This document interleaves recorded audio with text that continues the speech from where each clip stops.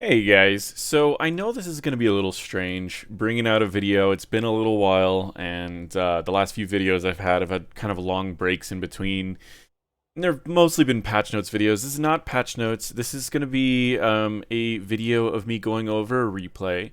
And I want this to become kind of a more normal thing. I slowed down in the content that I had because not a lot of heroes were getting changed, and so I didn't really have a lot to make content that was new.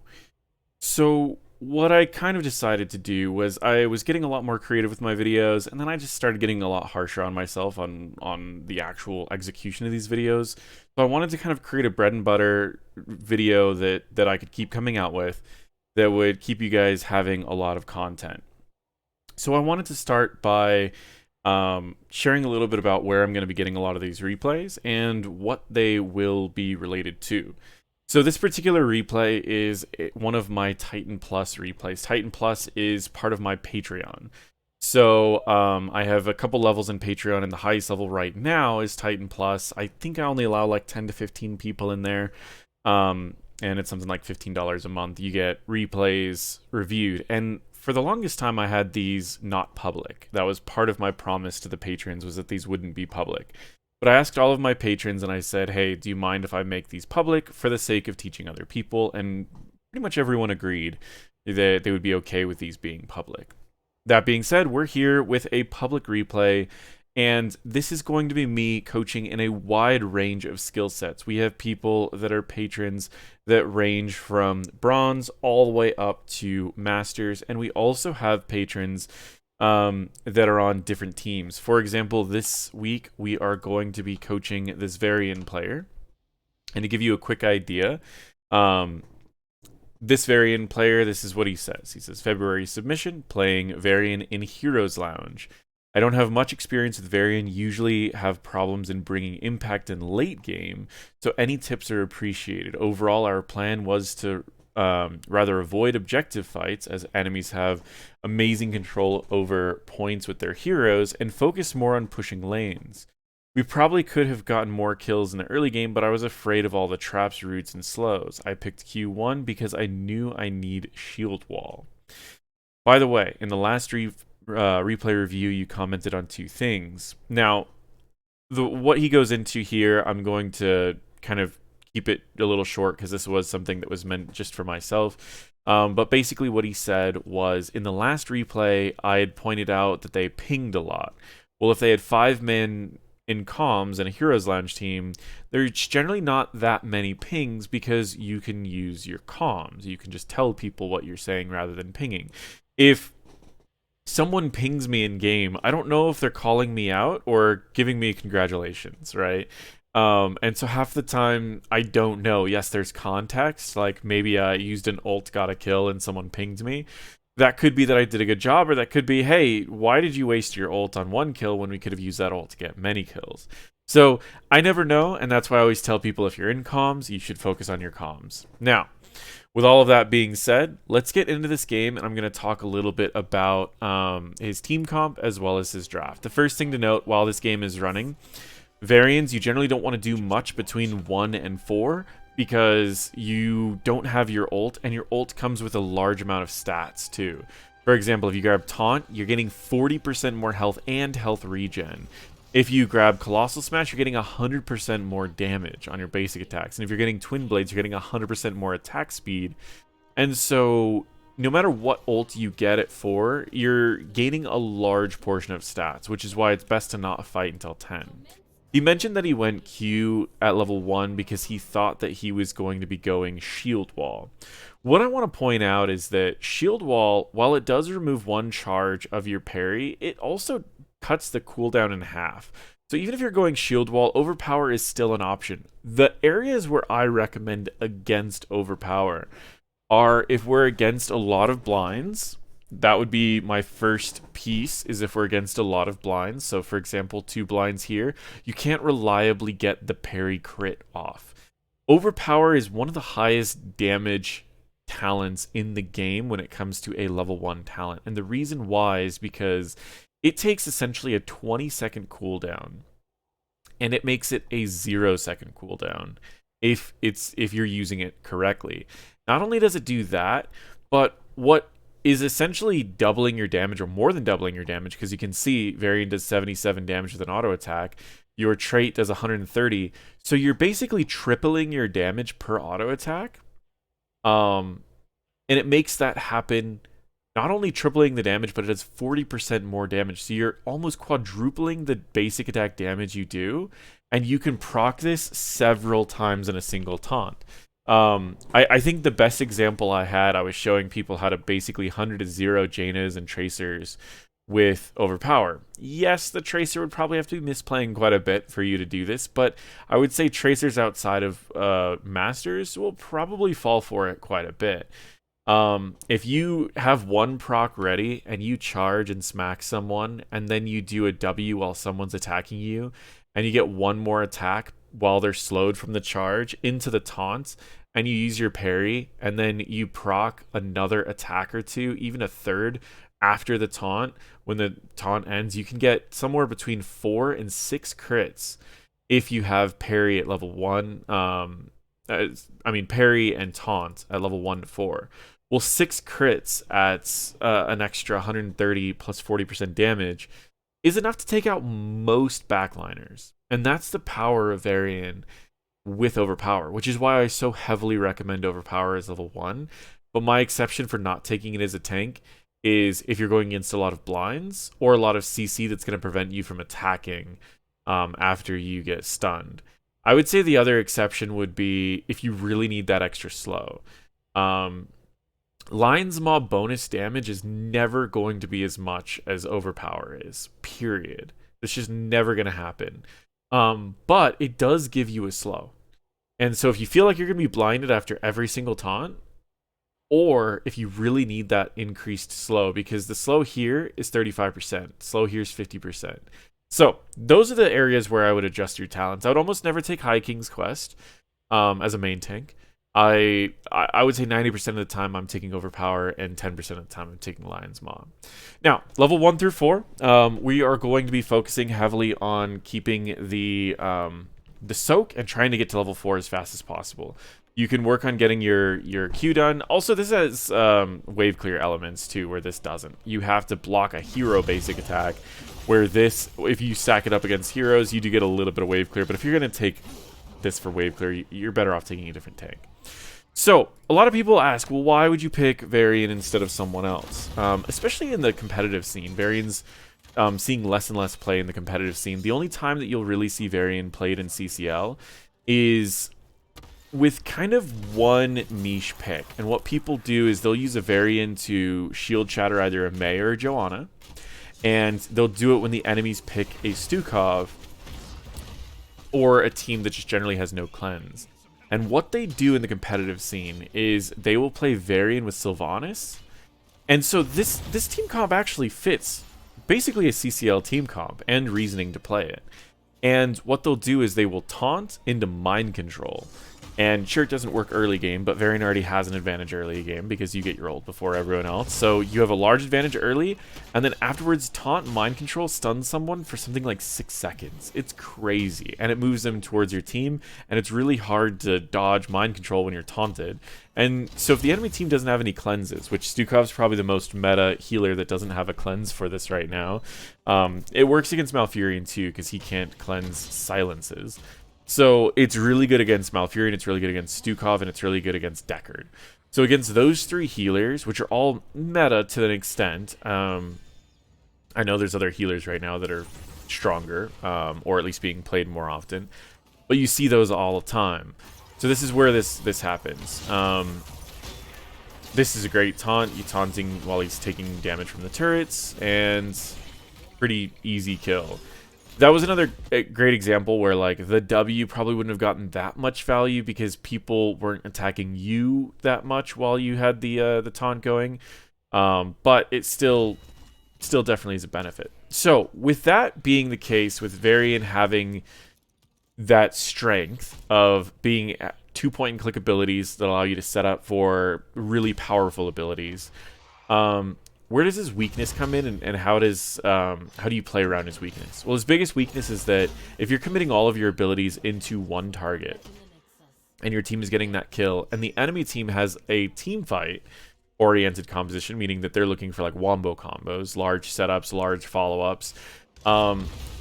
What's going to happen is that your team is going to struggle when you get to those team fights. And this is why I generally recommend, if you're going to make a 5-person draft with Varian, you should have a backup strategy. Meaning you should be using Varian and maybe Sylvanas for picks, and the rest of your comp should look to getting value elsewhere. One of my favorite versions of this is you run Leoric, Orphea, and Stukov. So you have Varian and Sylvanas, who are going to lead to picks left and right. And then you have Leoric and Stukov that are going to entomb silence targets. And then you'll have Orphea, who can use her Eternal Feast as well. Now let me get into the coaching for this particular player, since I've been talking a lot about team comms. Your plan to avoid the first objective of the game, in my opinion, was probably a mistake. The enemies don't have ults yet. You do. You have a lot more potential for leading to kills early than the enemies do. And they're not really that strong in the first objective. I would say you fight over it rather than going elsewhere. This is also a pretty good setup for you. You had the cams up here. You guys could all just run down and look for a pick. And if you were on the objective, you could just run down and taunt and kill the Thrall. Real quick, Victory Rush. I do like this talent. A lot of people are torn between all 3 of these talents. Lionheart's good if you really need to just stay far range and poke people. Second Wind's good if you expect the fights to go really long and you expect the enemies not to have a lot of blinds. Victory Rush tends to be the best if you're fighting near objectives. Sorry, if you're fighting near waves, and the objective fights are going to be near waves. So you kind of mix and match depending on which is going to be the best for that situation. Against a lot of blinds, I would be leaning towards Lionheart or Victory Rush. This right here, I would probably just take this trap and move it a little bit up here so that it gets picked off by the next minion. But your team isn't really doing much right now. I would be looking for picks. You could push out the lanes, grab some turrets, but the enemy already has a good portion of the objective. I would at least try for something, look for a taunt, and see if there's any way you can make any play at all. Even with this here, you don't need to fight directly on that, but you can scare them off by running over this way. And so I do want to quickly point out, if I was to just pause this for a second, open up my crayons. If you approach this way, right, you never need to fight in the range of this, and I'll highlight the range so you guys can see. It goes out in this direction. Oh, that's actually the trap range. Let me double check the about to there. So if we were to highlight, and I can correct that a little bit, that's the range for the turret. So if you want to fight around the turret, you can have your whole team run this direction, and they're not safe to go into here anymore because you've cut them off from the fountain. And you can slowly rotate down, and as you go down, all you need to do is wait for one person on their team to split off and think that they're safe, and then you could just literally turn around and then taunt and kill them. Once they're down one person, they're generally not going to want to fight anymore. But by directly walking into the point, there's a few problem areas about this. The first problem area is look how far you're going to need to push them off the point just to take the point back.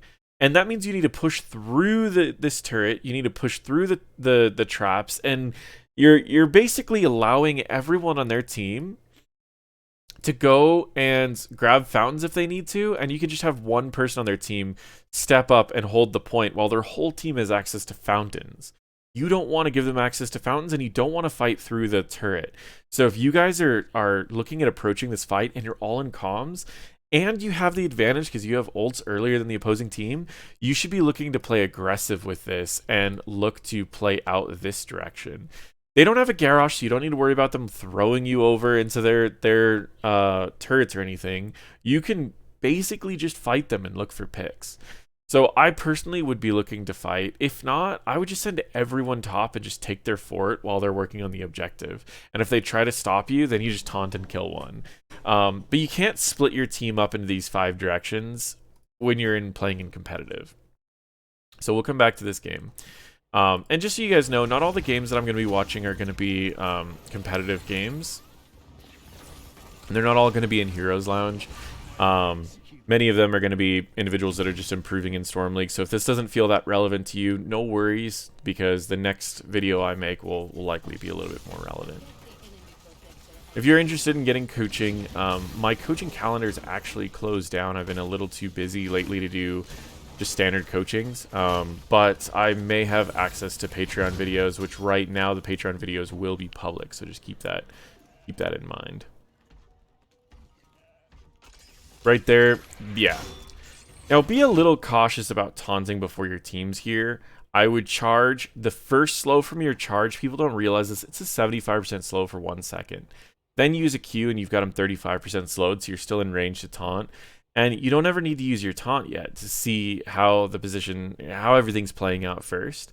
And then you can taunt. Taunting when your team's not nearby is just a waste of taunt.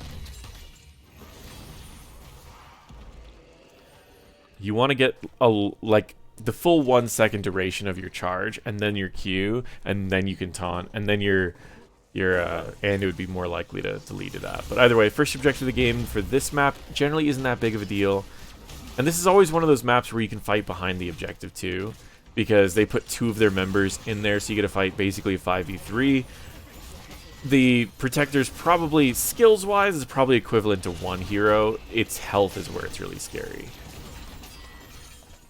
So as long as you're not fighting it, it's like it's a 4v5.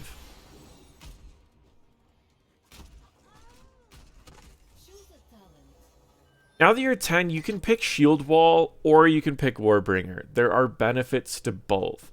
Shield Wall, if you know the enemies are always going to fire off abilities right when you taunt, and it's probably better against Stukov because you can charge taunt and then Shield Wall, and even if he silences, you're okay.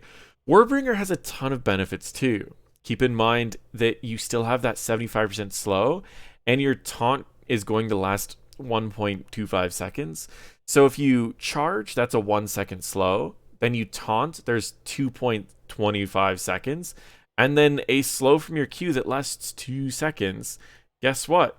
By the time that all of those are done, you're going to have your charge back off cooldown, which allows Warbringer to be a tad bit more aggressive if your team's taking a little bit longer to kill targets that might be spread out, allowing you to have a little bit more power with your team if you're just roaming by yourself. Warbringer also gives you an escape. So if the enemies are not heavily spell damage, which in this case, you can see Cassia's half, Thrall's half, and Junkrat's half spell damage, it might actually be better to go Warbringer because then you can just jump back to your team. Especially if he goes Earthquake here, it allows you to have an escape because Earthquake, you're going to be way too slowed. With Shield Wall, you'll probably always die. So there's pros and cons to taking all of them. In this particular case, I would say it's a 50-50, but I would probably lean a little bit more to Warbringer just because they already have...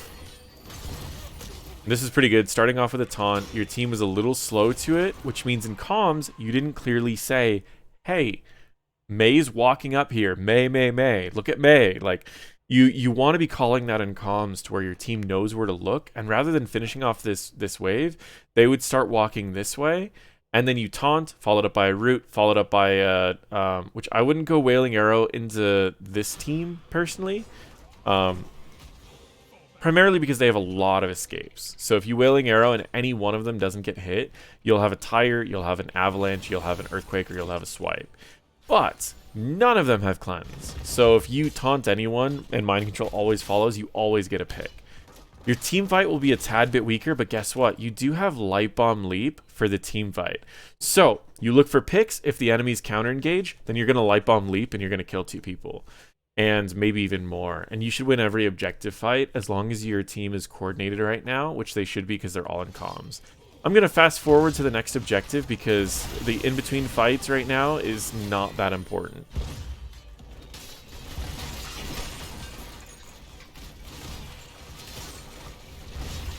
Now, a lot of people feel like Varian scales really poorly, but Varian actually has a really important set of talents at 16 and 20 that a lot of people undervalue how strong they actually are.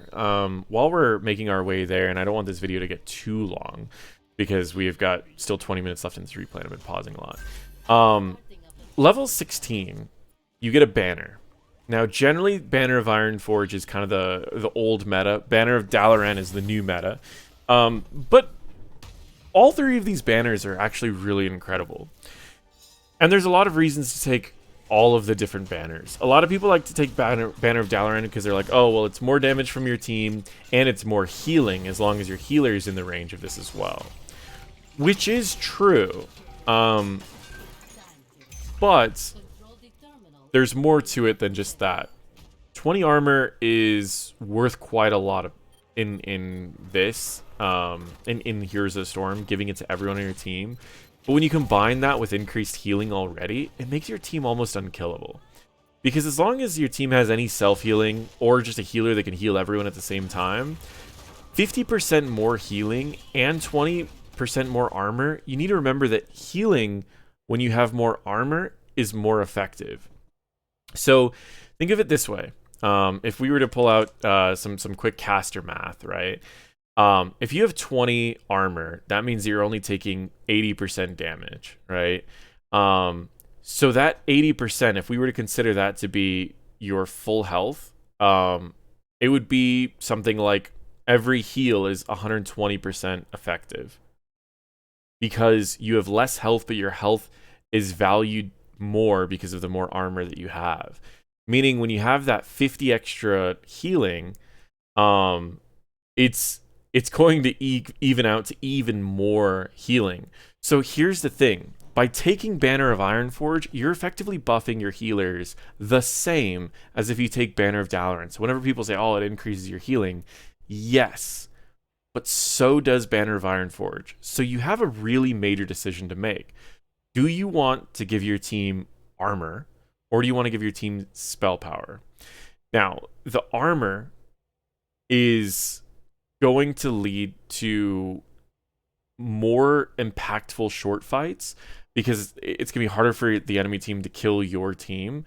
And your team generally already has enough damage to kill the enemy team. If not, you drafted poorly. And so unless you had a major reason to take Banner of Dalaran, this slows down what the enemy's trying to do, and your team can still do everything that you want them to do. Now, Banner of Dalaran, if you do have a team that can really utilize that extra spell power, which in this case you don't, the only other benefit that this talent has is that its cooldown is 25 seconds. Glory reduces the cooldown by 50%, meaning that this will now be a 13-second cooldown, 12 and a half, and it'll last 12 seconds. So you have this 100% of the time. The same is true with the movement speed talent. Where Banner of Ironforge has a 45-second cooldown. Armor and heroes is busted. It's way more busted than anyone thinks. And so it's really, really valuable. The other thing too is spell power doesn't stack very well. Any ability that's going to increase spell damage won't stack properly. It won't stack multiplicatively with this. So let's say you have Nano Boost that gives 40% more spell power. You drop down a Banner, it's going to be at 60% more spell power. That doesn't boost what you get from Nano Boost, right? So if you want to multiplicatively increase your survivability, Ironforge and Glory of the Alliance. You could technically also do Demoralizing Shout because of the way armor works with damage reductions.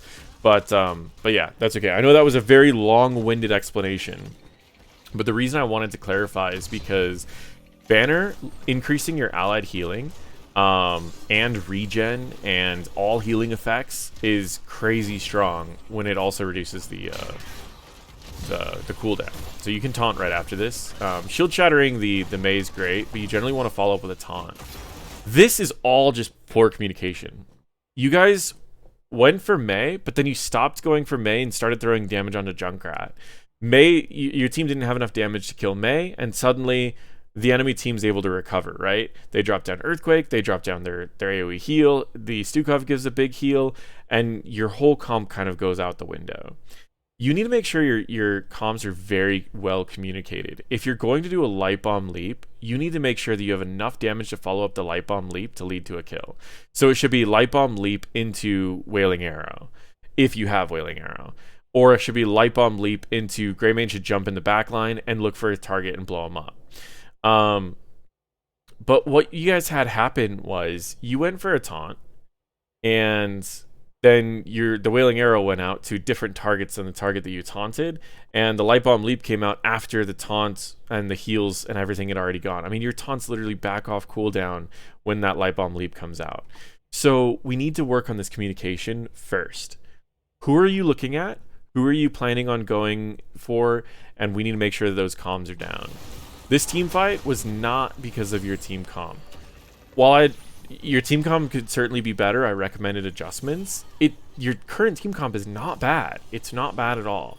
You do still have the answers to lead to killing their entire backline, and you still have the answers to lead to picks in between objectives. Because you did lose Sylvanas, you can't fight the objective. Your best bet right now is to just take a trade. What a trade will look like is you find something of equal value or as close to equal as possible, and you look to go get value there. So in this case, I would send your whole team down to bot lane and just push hard. Yes, you're going to lose the top fort, but at least you're likely going to lose top fort either way, and this way you could at least get something out of it. I always recommend teams, if you're going to lose something and you know you're going to lose something, look for a trade.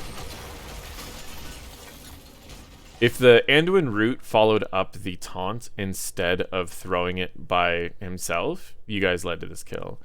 And this is, again, comes back to the communication. If you saw that this was an opportunity to lead to a kill, you needed to coordinate it well.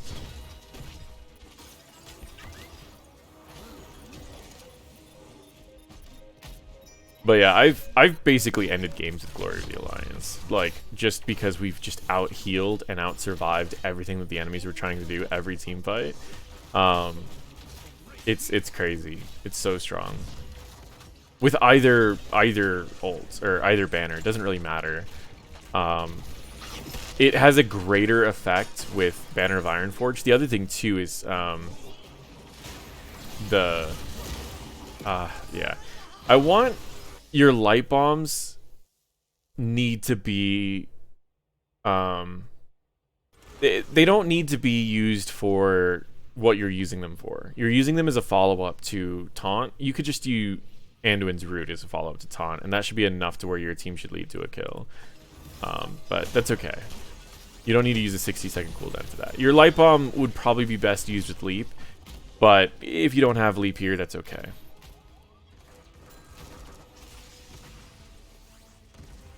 I'd be curious about the builds other than that. Generally, if you're going Sonya with leap, I recommend W build. It's a lot weaker than it used to be, but it's the least affected by bonus damage. And Sonya is balanced off of her bonus damage that you can get at level 10, which you don't get if you're going leap. And going auto attack build against double blind is really difficult to get value off of. Sure, they might throw a lot of their blinds at Greymane, but you guys are all melee when you get into these fights, so they basically can blind your whole team at the same time.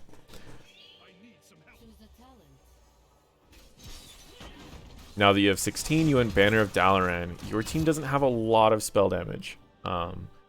This is hybrid damage, right? Because it's increasing your attack speed and spell power, and that spell power is going to stack additively instead of multiplicatively. Then you have an auto attack build, so no spell power there. You have an auto attack hero, so no spell power there. This game, I would take Banner of Ironforge 95% of the time.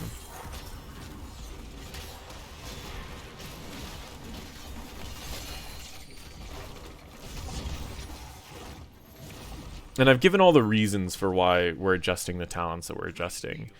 Your shield shatter's fine. The Warbringer would probably be safer here because you would have an escape and you'd be able to stick to targets longer. If you get it out of the way, you generally don't need to burn it. If you get a trap out of the way, you guys can usually just run around it. These are times you generally want to look for picks. You have all ults up. The enemies use their ults, right? You want to be looking for objectives. You want to be looking for picks. Any opportunity that you can find, I would be looking for it. You could... Here's the thing. In the right comp, you can taunt and kill her with no recourse. And what I mean by that is you could taunt her and then go and then have a mind control go out right after and then have a root come out, and whenever she uses her trait, you shield shatter and then bullet and she dies. And like any combination, bullet could be used at almost any time even though it's current health. But literally you guys have the comp, you just need to adjust this to mind control, and you guys 100 to 0 her before the enemies can react. And it's relatively low cooldowns. Bullet is a 30-second cooldown. Taunt is a 16-second cooldown, and mind control is a 40-second cooldown. So in under every 40 seconds, you can 100 to 0 a tank in this comp just by changing one talent. Needs to be better communicated, but that's okay. I'll take it. This is still really good coordinated play. Just get everyone out. They've used 2 turrets. This is, if you can get everyone out here, maybe a pull just to get them a little bit closer to you, and also for that extra heal, right? 546 over 4 seconds. Pull quickly, and you've got yourself, yeah. This is free. So you should be calling out your taunts, right? You're silenced, you're rooted, whatever. You should be calling out your taunts, and you should be going, I've got taunt in 4 seconds, I've got charge. I've got taunt in 4 seconds, I'm looking at thrall, right? You could even look at Stukov. Stukov's going to turn off this this thing. Yes, your team is low. You don't need everyone, right? You can just charge taunt. You know that they've already used a lot of their ults. Charge, taunt. Nice job. Good second kill. Now they're down 2. And their turrets have timed out. You get an you get a heal camp for free. And again, if you do happen to hit 20 and you have a heal camp, imagine that heal camp healing for 50% more health. It's going to be crazy strong. Oh, they used 3 turrets. They used 1 here, 1 here, and 1 here. And that's fine. Let them speed up your clear. Let him take the resets. You guys will never get up to him. Like, he can speed up your clear all he wants. Right here, it's risky for you to go for their siege, but yeah, you could probably push a little bit.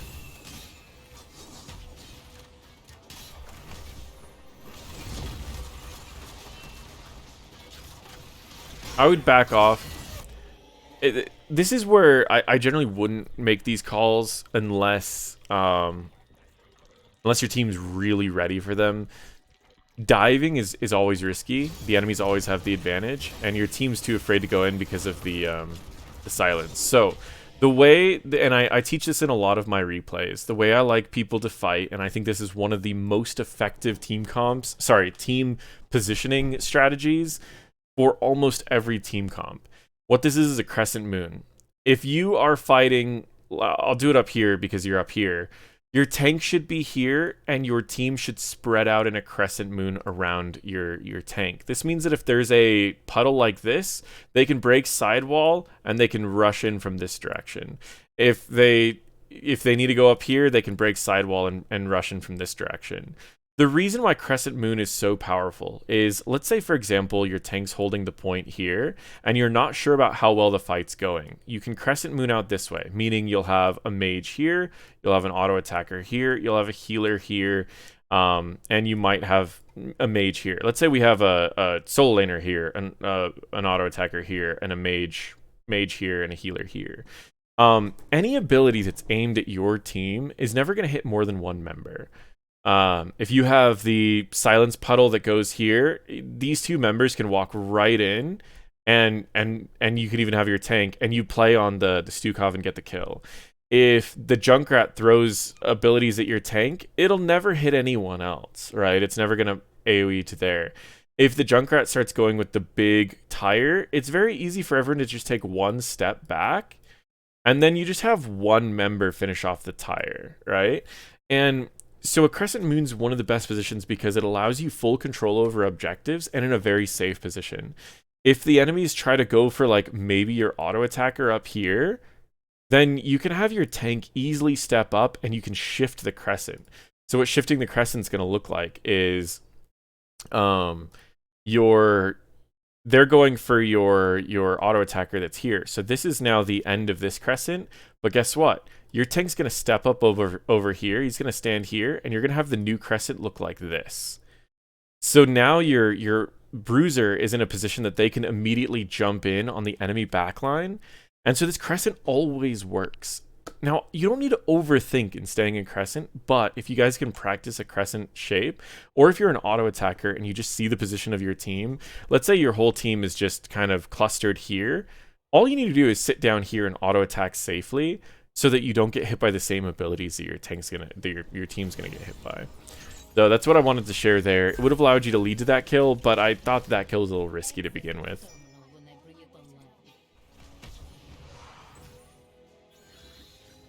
You want to try to get 20s. I don't know where your heal camp went. Who picked up your heal camp? Oh, the bruiser did.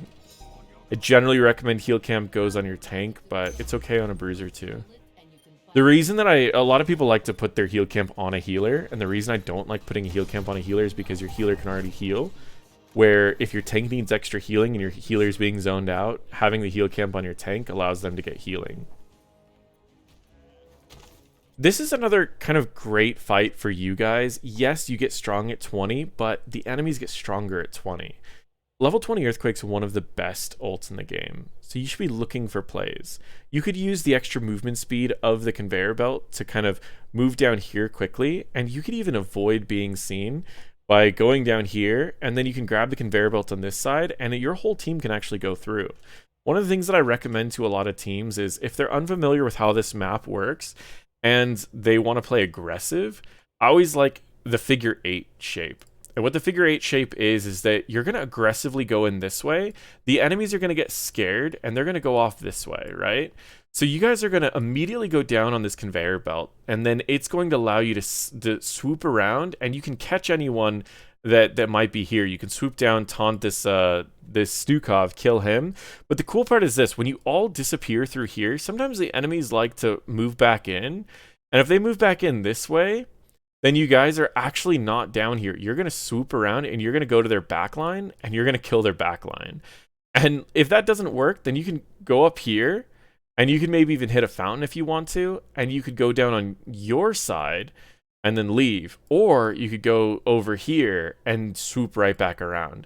I call it a figure 8 because if you do it properly and your team is fast and you don't need to hit fountains, it's going to look like a figure 8. You're going to go up here, you're going to go down here, and you're using the movement speed of these conveyor belts to jump in really quickly. I guess it looks more like a lung than a figure 8, but you get the point.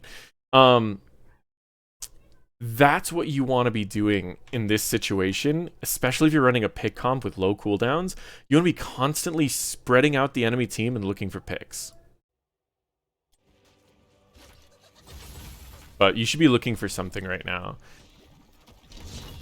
This shouldn't be happening too much. Realistically, you want to be calling a light bomb leap, and you guys want to blow up their backline in like a second. And so your best bet might actually be to just taunt the Mei, but tell your team that you're not actually going for Mei. But you might want to taunt her after the light bomb leap, because if you light bomb leap and you taunt her now, she's just going to ult your whole team into this corner, and you're all going to get stunned, and you're all going to get blown up. So you want your team to light bomb leap, and then you want to taunt her so that they can kill the leap targets before the avalanche comes out. So you might want to drop down the flag just so you get vision over here. Or you might even just want to step up. That was a leap without light bomb, but you do still have charge and taunt. You could potentially lead to a charge taunt, and you're in a relatively good position. If she hits with an avalanche, she can only hit 2 members of your team. Pull this person so that they get healed. This is fine. Overall, this fight looks pretty good. You can zone out the enemies a little bit. You also still have a turret. Don't forget that you have that. You had a heal camp, but it looks like it was burned pretty quickly. So don't forget to drop down your turret. Turret would have led to a kill there. When you are dropping down your turrets, one thing to remember is that if the enemies can fight, if the enemies can hold the objective without being shot at by your turret's in a bad position. just charge taunt, lead to another kill. Nice job. Now, if you had Warbringer, you could permanently slow her, or pretty close to permanently slow her, because you do have the Lion's Maw. So what'll happen is you'll charge her. She gets an 80% slow. I would even wait until she maybe tries to go over here. But you can charge her for 75% slow. Then when that slows in, you could throw a Q. And then 2 seconds, you'll have about 1 second window where she can kind of get away from you. And then you can just charge right back on her again. But your team's a little low, so I would probably just chill out, hit 20s.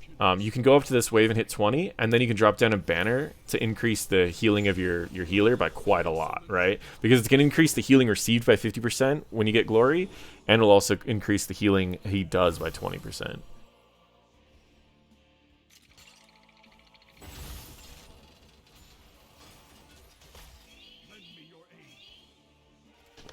Is a good call. You do want your team to be sieging quite a bit. I actually wouldn't be doing this at all. Yeah, the catapults are going to be pretty frustrating, but Sony can deal with them in 15 seconds. I would have everyone push and everyone get turrets so that when you get this objective, the objective actually gets a lot of value. In the first objective, I would have the healer and the tank. The reason why is because you want to make sure your team won't need healing initially, and you could give them shields to start if the fight ends up getting scary. The healer's only going to be good to follow up and get everyone back up to full health. I would have the tank in there because your Q is kind of engaged to an extent, and he's the largest health bar. Everyone else you want out. Late game objectives, be willing to hop out of the objective if the enemies even look like they're going to start trying to flank your team. If they look like they're going to flank your team, you're going to generally have only the tank in the objective, have them shield your team, hop out, and that extra health bar your team can hide behind while you look for picks.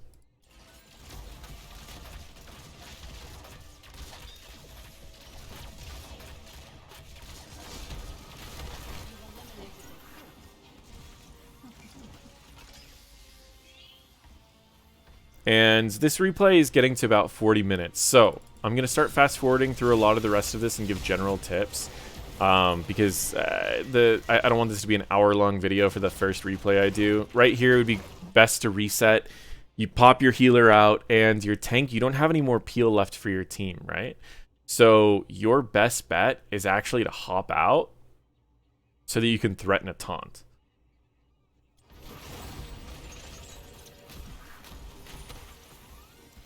And that was good. You did block abilities for your team. So you do have your charge. You do have your rocket fist. You could push someone out of the fight, hop out, and try to go for a taunt. I would actually try to push the Mei away, and then see if you could taunt one of their backliners.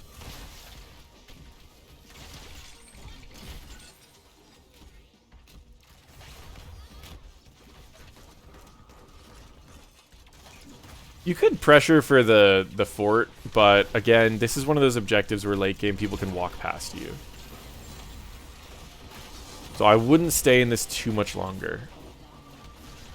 Again, leap without light bomb. This needs to be communicated well.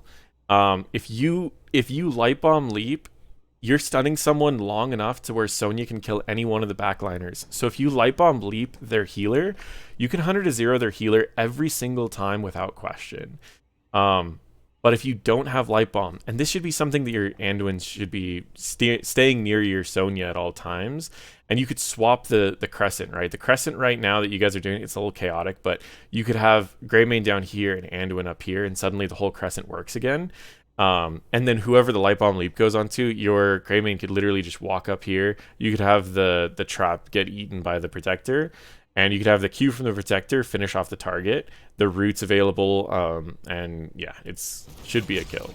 Unfortunately, it's not a kill, and it has nothing really to do with your play here. This all comes down to your team needed to communicate this better. Shield, shield, shield before your team dies. And you could look for a taunt real quick. Taunting on that target would lead to a kill. Even Warbringer here is a good escape.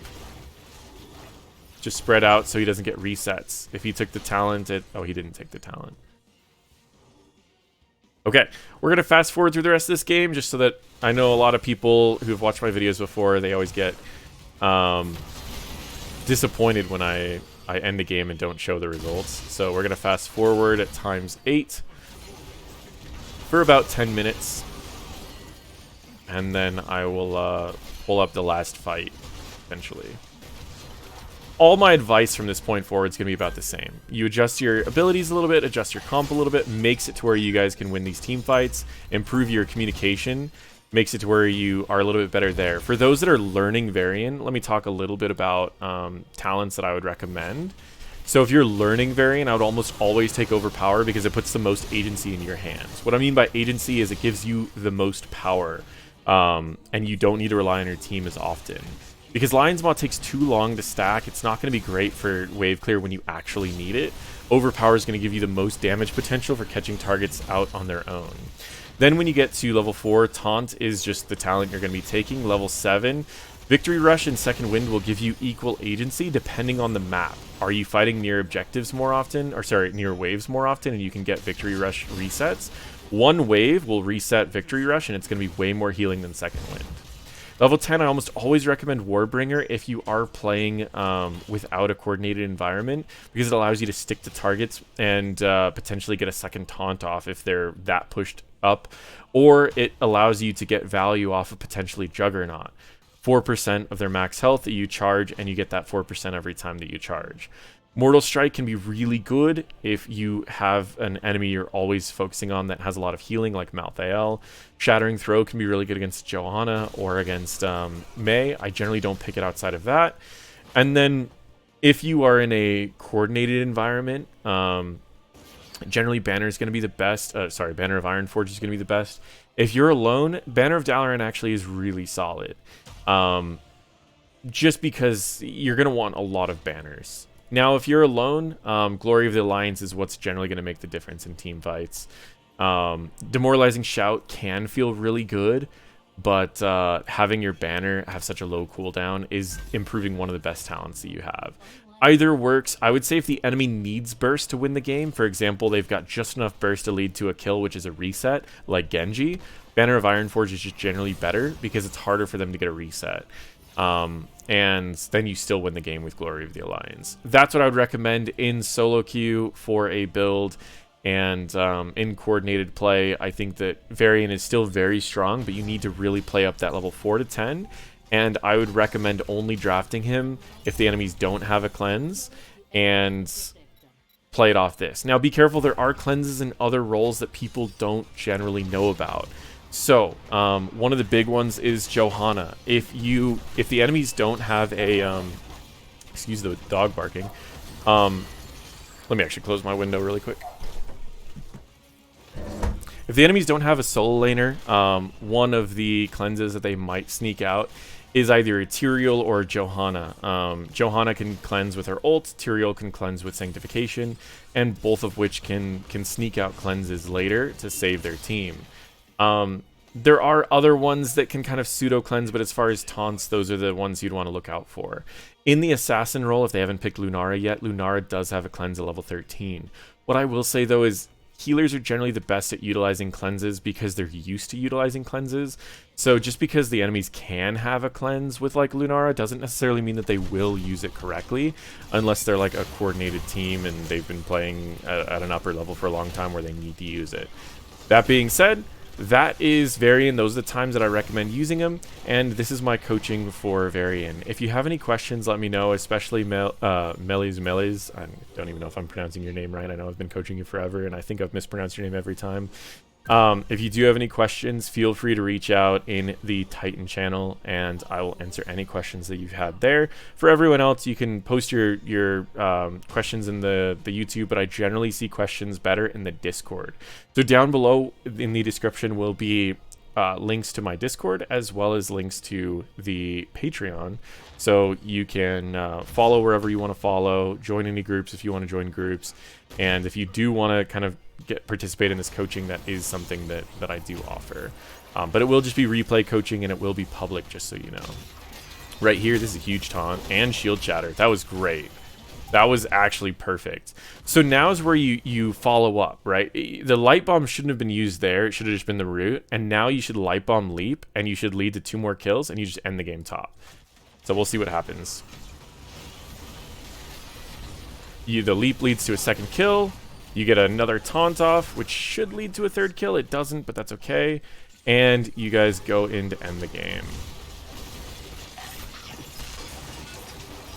And that is the game. Thank you everyone for watching, and if you like this style where I do kind of a public replay review for my Patreon, then let me know and I'll keep doing it. For now, my plan is to try it out for this month, and as long as people like it for this month, then I will continue doing those. One thing that I will sometimes add, if the replays are going to be a little bit shorter or there's not a lot to talk about, I will go into try mode and show different techniques, different strategies. But this game, there was a lot to talk about because I was coaching a player, a team, and also viewers. So I apologize for being super long, but here you go, guys go. Here is a video. Thank you all for watching, and feel free to check out my other videos.